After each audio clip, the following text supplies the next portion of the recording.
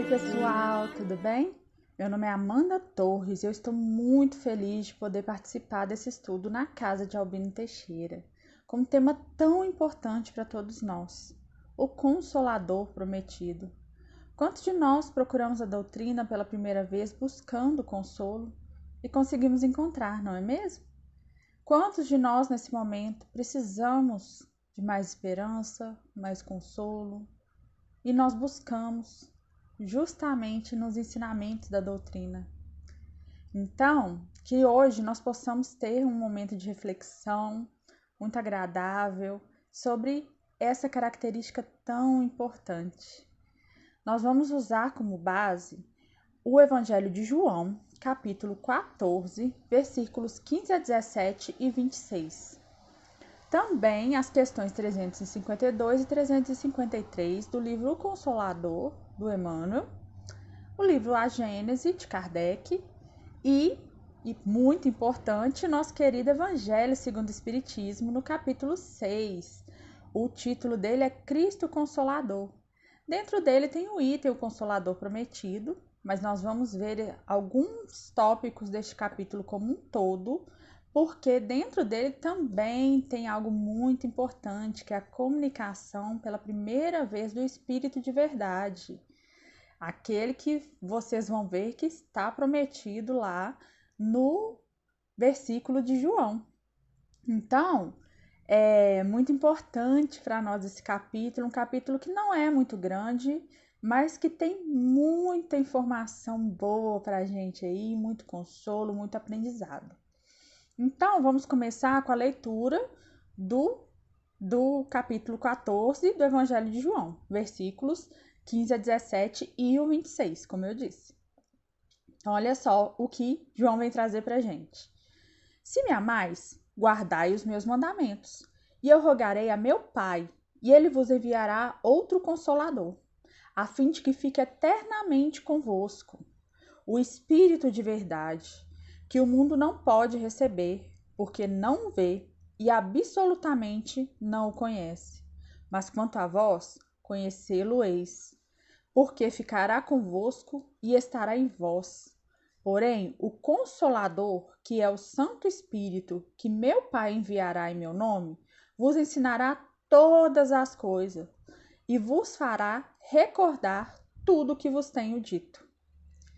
Então, olha só, gente, só nesse pedacinho aqui que a gente lê, já tem muita informação para que nós possamos pensar sobre toda essa importância do Consolador Prometido, sobre essa promessa que o Cristo nos fez diante de João, dessas anotações que João fez, né? Então, pensa só. Primeiro ele explica para a gente que esse Consolador será enviado para que ele fique conosco. Porque Jesus veio e ele consolou muitos corações, ensinou muito, mas ele não poderia ficar eternamente encarnado no nosso planeta. Ele tinha a sua missão, já estava previsto o que estava por acontecer, tinha o momento certo para suas pregações, seus ensinamentos, suas curas e seu desencarne. Então, mesmo que Jesus ainda esteja conosco, né, governando o nosso planeta, cuidando de todos nós, ainda assim como encarnado, né, como algo tangível, digamos assim, no nosso planeta, ele não poderia ficar. Já o Consolador Prometido, ele vai ficar eternamente conosco, porque o Consolador Prometido não é uma pessoa que encarnou, não é um ensinamento que foi feito, ele é todo um conjunto de trabalho que a espiritualidade trouxe para nós e que Kardec codificou, e também temos outros missionários que acrescentaram a obra, né? E ele veio justamente para poder ficar aí de forma tangível para qualquer um que quiser saber sobre o Espiritismo, sobre o Consolador Prometido, em qualquer lugar do mundo consegue se encontrar uma versão, uma tradução, ou que seja ao menos em uma língua que aquela pessoa ali consiga compreender de alguma forma. Existe por escrito tudo aquilo, e aquilo vai ficar pelo resto da eternidade conosco. Mais do que isso, estou falando da forma tangível, né? Mas mais do que isso, quando nós aprendemos, quando nós lemos sobre o Espiritismo, sobre o ensino dos espíritos amigos, ele fica eternamente conosco dentro de nós. Então, por mais que pare de existir livros, que eu por algum motivo não consiga procurar na internet ou o que seja, dentro de mim estão essas informações que o Consolador prometido nos trouxe. E aí, né, seguimos aqui que ele fala, ficará eternamente convosco, o Espírito de verdade. Quando nós lemos lá no Evangelho segundo o Espiritismo, a comunicação do Espírito de verdade, nós observamos que o Espírito de verdade é Jesus. Só que Jesus se manifestando de outra forma. Ele não é mais um ser encarnado que passa por situações no nosso planeta para que nós possamos aprender. Ele é o ser angélico, o ser crístico que ele é, né? Muito além do angélico. Ele é um ser crístico que de onde ele está se digna a se comunicar conosco para nos consolar mais uma vez.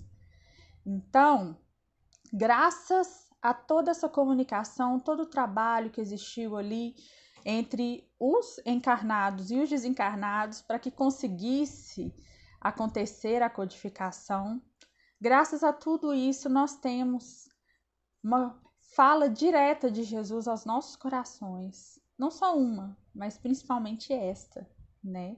Que é tão consoladora, como já era de se esperar. Eu não vou ler o texto todo, né? Nem do capítulo 6, nem o do Espírito de Verdade, porque senão a gente iria ficar aqui o tempo todo só na leitura, né? E também porque é importante que cada um de nós reflita ali, cada trecho ali da comunicação do Espírito de Verdade vai tocar nosso coração de forma diferente. Então, eu convido todos vocês, se não leram, que leiam capítulo 6, o Cristo Consolador. E se já leram, leia de novo, porque nunca é demais, gente. É sempre bom ler e reler essas palavras que tocam tão fundo ao nosso coração. E aí, ele fala, né, que naquela época, que ele fala assim, ó, que o mundo não pode receber porque não vê e absolutamente não conhece. Basicamente, o que nós compreendemos diante dessa promessa do Consolador prometido, nós podemos perceber o seguinte: a humanidade ainda não tinha maturidade para compreender todos os ensinamentos que o Cristo poderia nos dar. Para ser sincera, atualmente nós ainda não temos a capacidade, ainda existem muitos ensinamentos que o Cristo ainda está por trazer para nós, devido ao nosso momento evolutivo. Então, é algo que vai acontecer gradativamente, cada vez mais revelações, o que já tem acontecido, né, desde a época do Cristo para cá, tantas coisas novas foram ensinadas e nós estamos aprendendo diante da maravilha que é conhecer cada vez mais o Cristo. Então, nós sabemos que ainda aprenderemos mais. Quando a gente lê lá no Livro dos Espíritos algumas questões, nós observamos algumas respostas que nos diz que nós ainda não temos capacidade de compreender. Uma das questões que realmente deixa bem claro isso no início, né? Que a primeira pergunta é: que é Deus? Essa aí eles respondem, né? Causa primária, origem de tudo que existe. Só que aí, quando vai ali progredindo as perguntas sobre Deus, chega num ponto em que fala que nos falta compreensão, nos falta sentido, nos falta palavras para compreendermos totalmente aquilo ali. Então, se hoje em dia nós ainda não temos condições de compreender certas coisas, na época do Cristo, certamente, muitas pessoas não tinham também essa condição. Por isso, uma parte da revelação foi feita na época do Cristo, outra parte na época de Kardec e gradativamente nós vamos recebendo informações novas. E é muito importante que nós tenhamos muito conhecimento doutrinário. O Espírito de Verdade diz aqui pra gente nesse capítulo: Espíritas, amai-vos e instruí-vos. É aqui nesse capítulo que tem essa frase que muita gente conhece, né? E é uma frase que a gente tem que analisar com muita atenção, porque nós precisamos sim aprender a amar. A maioria de nós carece justamente dessa evolução moral, que nos leva a aprender a amar. Mas ele não fala amai-vos ou instruí-vos. Amai-vos só ou instruí-vos só. É amai-vos e instruí-vos. É muito importante que nós busquemos o conhecimento da doutrina para quando novas revelações chegarem para a gente, nós saibamos se realmente é uma revelação ou não. Porque, infelizmente, tem um outro aviso que Jesus nos deu de que haverão falsos cristos e falsos profetas. Então, infelizmente, no nosso nível evolutivo ainda acontecerá de recebermos revelações que não são bem revelações, né? São ali algum embuste ali tentando nos enganar. Mas tendo conhecimento doutrinário, conhecimento do que o Cristo nos ensina, é mais fácil que nós não caiamos nessas armadilhas. Então é muito importante esse convite que o Espírito de Verdade faz pra gente. Então, e ainda, né, ele fala que vai ensinar o que ele não pôde ensinar ainda e recordar tudo o que vos tenho dito. Jesus há 2000 anos sabia, ele conhece a gente às vezes até melhor que a gente, tá, gente? Ele sabia que a humanidade não ia andar certinho ali nos ensinamentos do Cristo durante todos esses séculos aí que correram entre o seu encarne, os seus ensinamentos e o momento da codificação. Ele sabia que algumas coisinhas aí iam sair um pouco dos trilhos, porque sendo espíritos imperfeitos que somos, acabamos tentando ali, né, burlar uma coisinha ou outra, puxar um ensinamento ali mais puxar uma sardinha, digamos, né, pro nosso lado ali usando aquele ensinamento. Então, é o convite que o Cristo nos traz para que nós relembremos a origem lá do cristianismo primitivo, o início de tudo que ele nos ensinou, que é justamente aquele aprendizado básico ali do amor, do carinho, da caridade, né? O Espiritismo, um dos lemas é: fora da caridade não há salvação. O que mais Jesus fez nesse mundo? O que ele mais fez foi caridade, né? Fosse a caridade moral com os ensinamentos que ele trouxe, fosse a caridade material quando ele multiplicou os peixes e os pães, a caridade da cura daquelas pessoas que precisavam ali, que estavam adoentadas. Tudo isso, todas as vivências do Cristo passam pela caridade. E nós sabemos que ao longo da história a caridade foi ficando um pouquinho de lado nas grandes aglomerações religiosas, né? Não quero, independente de qual região, de qual religião, de quais os líderes, nós sabemos que aos pouquinhos foi deixada de lado, porque a caridade é algo que a humanidade não tem o hábito de praticar com muita facilidade. Então, o Espiritismo veio para lembrar a importância de praticar essa caridade. Não é natural em nós ainda, não era, né? Está se tornando cada vez mais natural, mas não era natural em nós. Então, precisamos ser relembrados do quanto nós precisamos praticar a caridade para ela se tornar natural.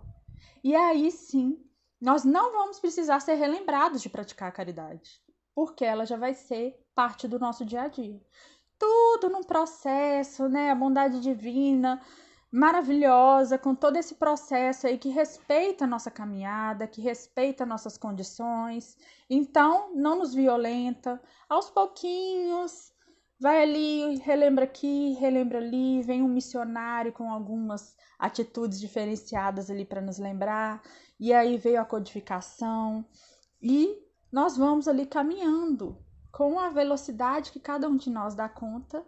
Essa é uma das coisas também que nos traz muito consolo na doutrina, saber que se eu não dei conta agora, eu me esforcei o máximo que eu pude. A gente tem que se lembrar, nós precisamos nos esforçar, hein, gente? Mas ainda assim, às vezes a gente se esforça e não consegue chegar no objetivo, né, de evolução que a gente achou que conseguiria. A gente sabe que tem outra chance. Eu posso vivenciar mais uma vez e recuperar o resto que faltou, né? Agora, quando eu não me esforço, a doutrina também nos esclarece bastante sobre uma lei divina, a lei de ação e reação. Então, se eu não me esforço para o bem, também tenho que observar que as consequências virão. Isso também faz parte da consolação do Consolador prometido. A consolação de saber que o que eu estou passando agora, se não é muito agradável, que eu sei que é a consequência de algo que eu escolhi fazer antes. Algo que eu não pretendo repetir. Porque se eu não estou gostando de passar por isso, por que eu vou repetir para passar por isso de novo? Aí você vai me perguntar, mas Amanda, eu nem sei o que eu fiz, meu Deus do céu. E tô aqui passando, como é que eu vou saber que não é para eu fazer de novo? Gente, seguinte, se eu estou sofrendo alguma consequência, sinal de que eu não segui as leis divinas, né? Toda ação tem uma reação que é compatível com aquela ação. Então, se a minha reação não é agradável, sinal que eu não segui a lei divina. O que eu devo fazer? Buscar seguir melhor as leis divinas. Qual lei divina? Não importa. O nosso destino é nos tornarmos Cristos. Cristo seguia todas as leis divinas. Então, o nosso destino é seguir todas as leis divinas. Então, a que eu der conta de seguir hoje já é um grande avanço. Que a gente trabalhe justamente procurando. E aí, outra pergunta, vão me falar, mas que lei divina, meu Deus do céu? Você está falando aí ação e reação, mas e aí? Gente, lá no Livro dos Espíritos, tem todas as leis, são chamadas leis morais, leis naturais, leis divinas. Todas elas estão lá com perguntas e respostas sobre elas. Tá tudo explicado lá? Não. Como eu disse, ainda tem muitas revelações que nós não recebemos ainda. Mas já dá para a gente ter uma noção ali de como a gente deve buscar viver a nossa vida para que nós cada vez mais entremos nessa glória aí que o Espiritismo traz para a gente de vivenciar o bem que a gente faz, receber ele de volta, né? E aí nós temos que observar o seguinte também, gente. Às vezes nós queremos receber o retorno daquilo que a gente fez na mesma vida, de preferência na mesma hora, né? Acabei de fazer uma caridade ali que eu recebo uma bênção também, né? Não é assim que funciona. Nós somos espíritos milenares, o Espiritismo nos ensina isso. Nós somos criados simples e ignorantes, bem no inicinho lá, e fomos evoluindo, né? Passamos pelo mineral, pelo vegetal, pelo animal, fomos espíritos primitivos. Quem de nós acha que ainda estamos muito pouco evoluídos? Observem que nós não somos mais espíritos primitivos, então nós já demos algum passinho. É um passão, assim, um salto? Provavelmente não. Mas são passinhos. É de passo em passo que a gente chega. Eu costumo falar que toda maratona, para você chegar ao final, você tem que ter dado o primeiro passo. Então, se eu dei o primeiro passo na evolução, eu não sou mais um espírito primitivo, sinal que eu estou a caminho. Então, vamos fortalecer esses passos aí. E é o convite que o Espiritismo nos faz, né? Então, um dos trechos que eu anotei aqui pra gente refletir é que o Espiritismo vem abrir os olhos e os ouvidos, porquanto fala sem figuras nem alegorias, levanta o véu intencionalmente lançado sobre certos mistérios. Observem que Jesus falava muito por parábolas. Ele falava por parábolas por dois motivos. Um deles é porque as pessoas daquela época, elas tinham mais facilidade de compreender histórias do que isso aqui que a gente está fazendo, uma conversa sobre algum assunto. Era mais fácil contar uma história que ilustrava alguma coisa do cotidiano e levasse a uma conclusão. Segundo, porque muitas delas não tinham condições de compreender as informações elevadas que Jesus tinha para nos trazer. Então ele dizia, contava aquela história, e aí quem tinha condições de compreender, compreendia. Já o Espiritismo, ele vem tirar esse véu, que é o de falar, por exemplo, com figuras de linguagem. Né? O reino do céu é como uma vinha, o senhor da vinha lá, que é o pai no céu e tal. Não, o reino do céu é o seguinte, gente, no Espiritismo o negócio é o seguinte, o reino do céu está em nós. Se eu quero ir para o plano espiritual elevado, é eu que vou fazer isso. Então, devemos pensar, hein, gente, se essa afirmação nos consola ou não. Porque se ela não consola, nós devemos observar nossas atitudes. Porque quando eu percebo que só depende de mim estar no chamado reino dos céus, que são, né, nós espíritas conhecemos como as colônias espirituais e tudo mais, nós percebemos o quanto vale o nosso esforço e que nenhum esforço vai ser deixado de lado.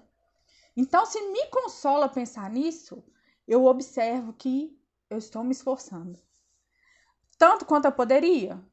Talvez não. Tanto quanto eu gostaria? Seriamente, a maioria de nós gostaria de conseguir se esforçar mais, né? A gente queria já logo ser Cristo, né? A ansiedade no nosso planeta existe de bastante, né? Mas tanto quanto nós podemos. Então, se eu me esforço tanto quanto eu posso, eu sinto o consolo de que eu vou conseguir algo pelo meu esforço para estar no caminho do bem. Então, isso que o Espiritismo vai trazer pra gente. Ele não vai falar com você, que você pode ser que você vai tocar uma harpa em algum lugar, que o reino do céu é a vinha, ou é que Deus é como o pai lá, e aí tem o filho pródigo, todas aquelas, né, histórias que Jesus nos contou que eram muito bonitas, profundas em ensinamentos, mas o Espiritismo fala o seguinte, gente, negócio seguinte, o reino do céu é mais ou menos daquele jeito ali, só que o negócio seguinte, é da vinha. Se você teve 1 hora para trabalhar ou 10 horas para trabalhar, não importa. Você chegou naquele resultado ali que era o esperado, você vai receber aquele salário ali. Que salário? O de estar numa condição espiritual melhor.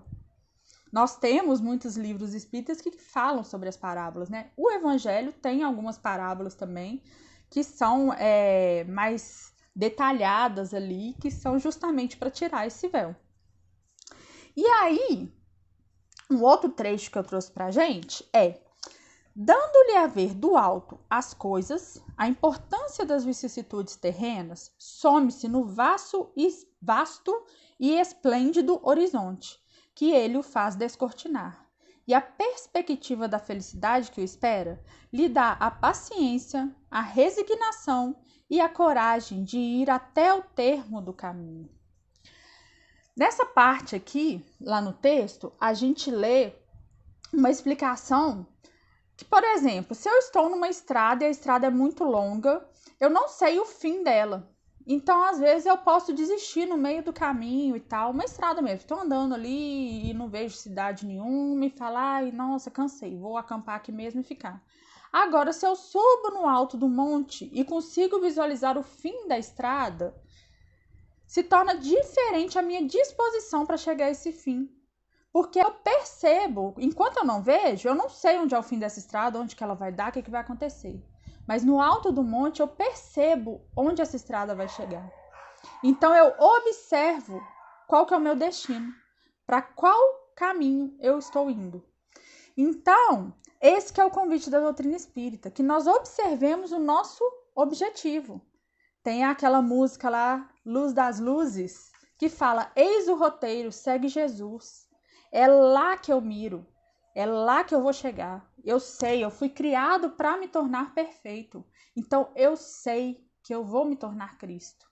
Então, eu sei que tem um motivo maior por tudo que eu estou passando. É para eu chegar lá. Então, quando a gente tem essa observação, fica um pouco mais fácil. Não tô falando assim que fica facilzão assim a gente vivenciar as coisas, não, tá, gente? Eu também moro no planeta Terra, então eu sei que é complicado, tem momentos ali que a gente precisa de um apoio maior da espiritualidade, dos nossos amigos, da nossa família, pra gente seguir firme a nossa caminhada. Mas a gente titubeia, mas a gente não desiste. Porque o Espiritismo nos traz essa noção de para onde eu estou indo. Tá lá, eu posso alcançar. Então, que nós possamos nos esforçar para isso, né? E aí, o Espiritismo, ele dá essa fé inabalável. Eu vou até ler do jeito que está escrito. O Espiritismo lhe dá a fé inabalável no futuro. E a dúvida pungente não mais se lhe aposta da alma. Quando a gente vai ler ali, por exemplo, o livro O Céu e o Inferno, Lá tem comunicações de todo tipo de espírito recém-desencarnado. Tem quem desencarnou há mais tempo também, né? Mas a maioria de recém-desencarnados. E a gente vê ali a realidade da narrativa que eles nos trazem.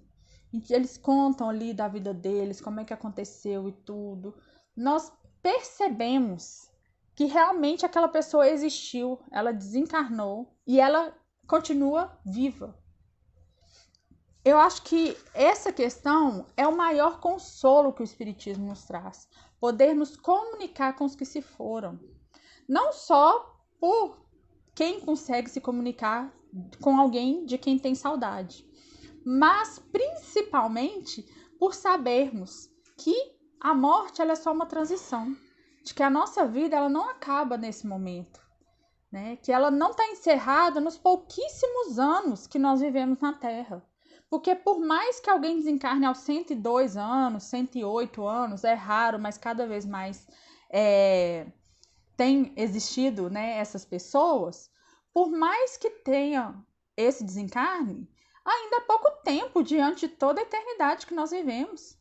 Que é 100 anos perto de 1 milhão de anos, gente. E 1 milhão de anos não é nada perto do que a gente ainda vai viver.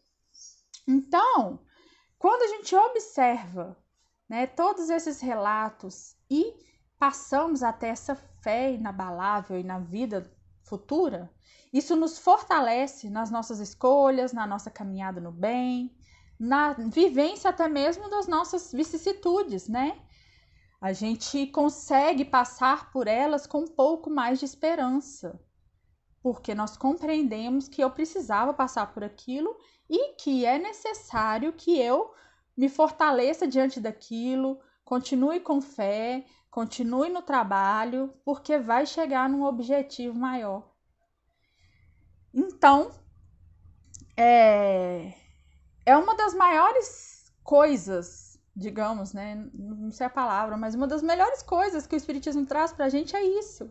É falar com as pessoas que se foram, saber como é que é, saber o que aconteceu, saber que é possível, que eu também vou, depois de desencarnar, eu também vou estar ali naquele momento. A maioria de nós não é médio ostensivo.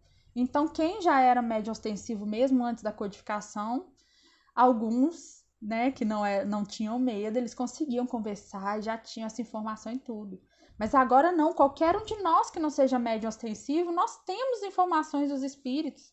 Pode não aparecer um espírito aqui conversar comigo pessoalmente, mas eu tenho textos, livros e filmes também, contando como é que é, contando que existe a vida após a morte, que vale a pena trabalhar, né? A coleção André Luiz ali descortinando a vida no plano espiritual para nós. Os textos da Revista Espírita que nos traz muitas informações também que vão além do que está na obra básica. Então, assim, material para a gente poder compreender cada vez mais essa realidade da vida eterna não falta no Espiritismo, graças a Deus. E aí, por fim, eu quero falar de uma fala do Espírito de verdade. Além da fala do Espíritas, amai-vos e instruí-vos, guardem para vocês sempre, muito importante. Eu também gostei muito dessa outra frase aqui que ele nos diz. No cristianismo, encontram-se todas as verdades. São de origem humana os erros que nele se enraizaram. Eis que do além-túmulo, que julgáveis o nada, vozes vos clamam. Irmãos, nada perece. Jesus Cristo é o vencedor do mal. Sede os vencedores da impiedade. Então vamos guardar no nosso coração, gente, esse convite do Cristo. Ele venceu o mal, que nós possamos ser os vencedores da impiedade. Que nós possamos fortalecer esse movimento do cristianismo redivivo, que é o convite que o Espiritismo nos traz. Fortalecer nosso trabalho no bem, nossa fé, nossa esperança. E que nós possamos, mesmo que com pequenas gotinhas do nosso trabalho, das nossas palavras, levar esse consolo para as pessoas, os ensinamentos dos espíritos. Às vezes eu não consigo falar muita coisa ali e ajudar, consolar aquela pessoa naquele momento, mas com o conhecimento que eu tenho, eu posso dar um livro para aquela pessoa. eu posso fazer uma prece para aquela pessoa. Então, assim, formas de nos tornarmos agentes do Consolador Prometido não faltam. Então é isso, minha gente. Espero que tenhamos conseguido aí refletir boas coisas e continuemos firmes no nosso propósito aí. Daqui a pouco cada um de nós vai ser um núcleozinho do Consolador Prometido, irradiando muita luz. Já irradiamos luz, gente, quando a gente faz o bem, mas que seja aquela luz cada vez mais forte. Muito obrigada. Jesus esteja conosco. Tchauzinho.